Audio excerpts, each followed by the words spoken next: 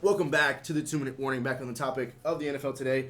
Today, Jay and I again are looking at the 2021 playoff picture, but this time we're looking at teams that made the playoffs last year that we think will be missing the playoffs in 2021. But before we get into this video, question of the day, we're taking a showdown between two of the best quarterbacks of all time, Tom Brady versus Drew Brees, in a fight. Who do you think would win that? Comment below, and at the end of the video, Jay and I will discuss our opinions on the fight. But again, Jay, some teams that we think will miss the playoffs this year that made it in 2020. Who you got? Number one, I feel like it's pretty obvious. The New Orleans Saints losing their quarterback, Drew Brees, an absolute Hall of Famer. Losing him is enough, and you could make that argument by itself, but that was not it. They lost probably their second best corner in Janoris Jenkins. They lost a big tight end in Jared Cook. And Michael Thomas, you didn't lose him, but it seems like you lost number one receiver in the NFL, Michael Thomas. He hasn't been the same. He's been hurt.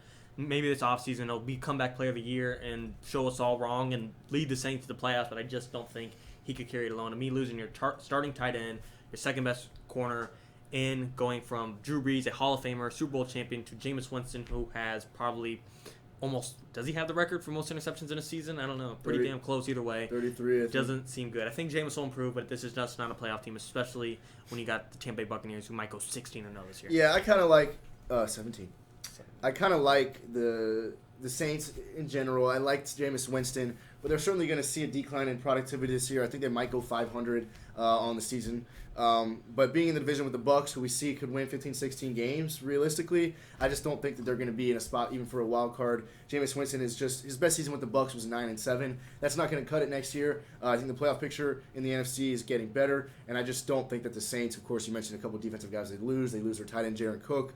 So I just think the Saints are not going to be terrible. I still like Alvin Kamara out of the backfield. I do like Jameis Winston for a couple big games, a couple 400-yard games, whatever, but I just don't like the Saints team for the playoffs, so I do agree with that. Yeah, and one thing is that they're well coached. I mean, even under Taysom Hill last year, they went 3-1, I believe, under him. I think you did win. So I mean, who's to say they can't steal a few wins and become a 9-7 team that's really fighting for a spot? I mean, the Bears made it 8-8 last year, but I just think the NFC is going to be a lot tougher this year with a couple teams being healthy. I just don't see the Saints pulling it off. The entire NFC West division is going to be possibly in the playoffs, so I think the Saints are out of luck this year. Mentioning 8-8, I got the Bears missing the playoffs. I don't think Mitch Trubisky is as bad as everyone thinks. Do I want him as my starter? No, but I don't think he should be disgraced as the worst pick ever. But that aside, I don't think Andy Dalton is better than him by any means. And to me, this team is just not getting better. You have a head coach in Matt Nagy that's on the hot seat. You got a GM that's on the hot seat that never turns out to, when it's your last year and you know it's going to be your last year if you don't do good, it never pans out to go, oh, that coach now went on to a Super Bowl run. That just never happens. Your defensive coordinator, Chuck Pagano, he retired. It just doesn't look good going from a quarterback that wasn't great to a quarterback that's not good, and now a defense that's still well-rounded but is not coached well-rounded. Yeah, a couple key guys on the team. You got Khalil Mack, you got Allen Robinson. This team does have a few stars on it, but you nailed it on the head. I don't like the Andy Dalton move. Trubisky, again, not a superstar, misses throws quite often. You could have picked Mahomes. You could have picked Deshaun in the same draft. That's easy to say. I think we'll see this year Andy Dalton. Now, Andy Dalton is a guy that I was kind of a fan of in Cincinnati. Took him to the playoffs several times, never won a game. But I think you'll see the Bears fall to 7-9. Hell, maybe 17 games. So I don't know, 7-10, 8-9. I think they'll even take a step down from last year. And I think Bears fans might miss Trubisky a little bit because I don't think Andy Dalton showed last year. He had to fill in for the Cowboys. They did not do anything with him under center, and I just, not to knock Andy Dalton, but I don't have faith in the Bears really at all.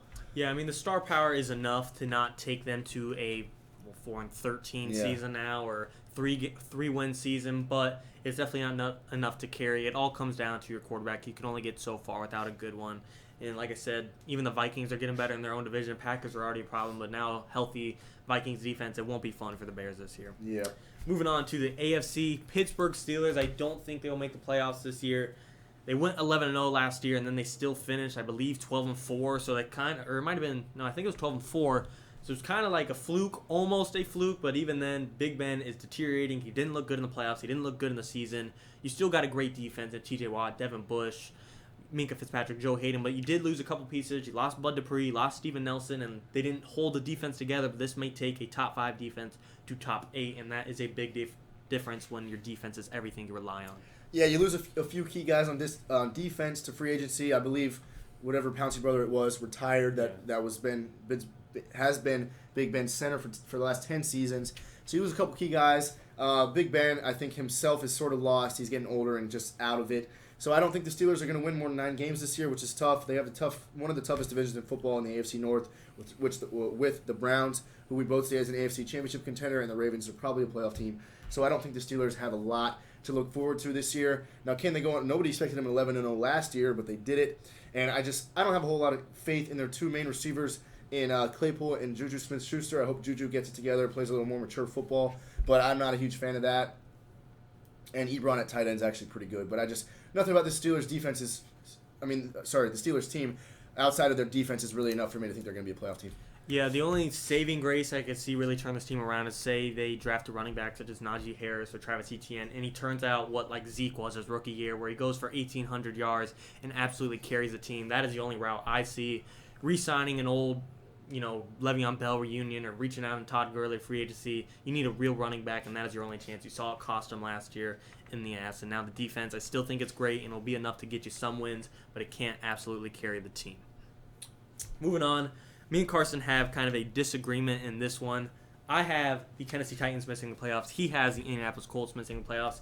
Neither of us really think they're going to be a Super Bowl team, whoever makes it. Well, I think the potential for the Colts is there to be a Super Bowl team. The Titans are either a playoff team, an early exit, or miss the playoffs. Yeah, Colts are actually Super Bowl contender or 8-8 or 8-9. Get rid of Carson Wentz, draft a new quarterback, something.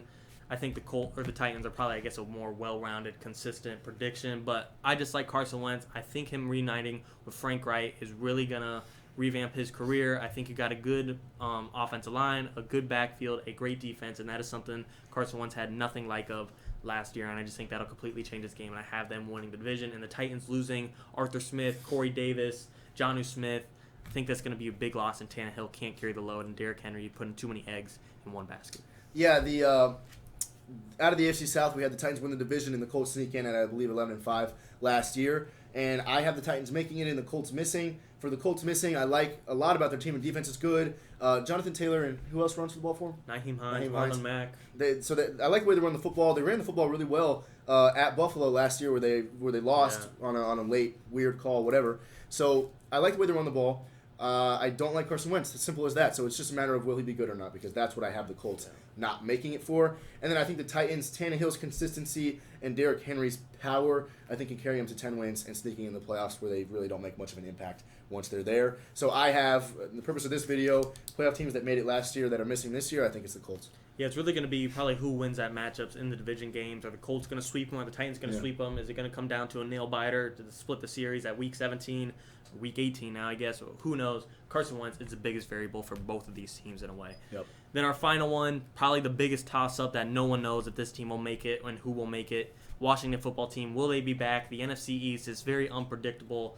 Me and Carson kind of have Washington at the top. Cowboys and Giants, we disagree on who's 2 and 3, but we both kind of agree Eagles are 4th. But really, you can't count anyone out of this division, so that's why Washington might not make it. Yeah. Now, Washington has the best defense in the division. History shows defense is a good defense with a solid offense, and I think the history shows a good defense, solid offense can go farther. But I think the Washington offense has more potential than just decent. Terry McLaurin, Gaskin out of the backfield. They just got another receiver. Curtis Samuel. So I think that they have more of a potential than just decent. Just a lot depends on the quarterback. But I think the Cowboys re-signing Dak, hopefully Dak's healthy. He works so well with that offense. I'm hoping for Amari Cooper to come back, and I'm really hoping for Zeke. He's at rock bottom right now, in my opinion. Fumbled the ball 5-6 times last year. So I think Zeke turns it up this year. Cooper turns it up this year. CeeDee Lamb keeps it turned up this year, and Dak works well with this team, wins 10 games. And I think the Cowboys should win this division and need to for the sake of the future of the team with Dak. So for that reason, I think Washington misses and the Cowboys do as far as winning the division. But could we see the Washington sneak in as a wild card? Right now I'm thinking NFC East the way it was last year, you either win or you're getting a top 15 draft pick. But there could be a wild card, but I think Cowboys win the division and make it.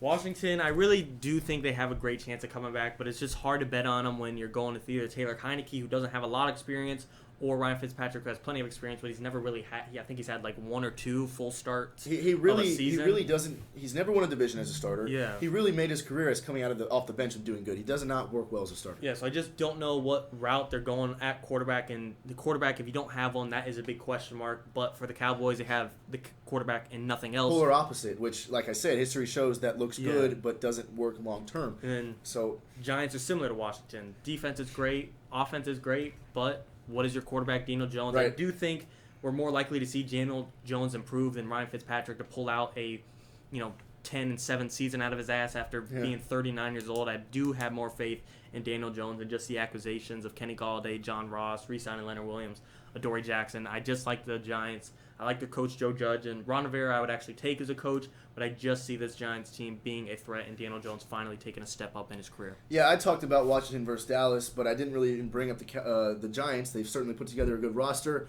I think Saquon is capable of carrying that team like Derrick Henry does Tennessee. Yeah. So that could be a huge factor. So this NFC East division, while it's one of the weaker ones, certainly going to be interesting. Last year we saw it come down to one last game where we had the Giants at 6-10, the Washington at 7-9, and whatever. So it's going to come down to the wire, I think, in the NFC East. But those are our picks for teams that made the playoffs last year that we do think might miss this year, could miss this year. Nothing set in stone. Tell us in the comments what you think about our takes and if you disagree or if you have another team that you think will miss this year that made it last year. But, Jay, as far as our question today, you got 2 of the greatest quarterbacks of all time in a ring. Who you got? I got to go with the GOAT. Gotta go with the GOAT. I mean, he's a GOAT at everything, greatest of all time. Outside of that, you just outmatch him. I think he's 6'4". Drew Brees is 6 foot? Yeah. Tom Brady just got to go with that reach and that height.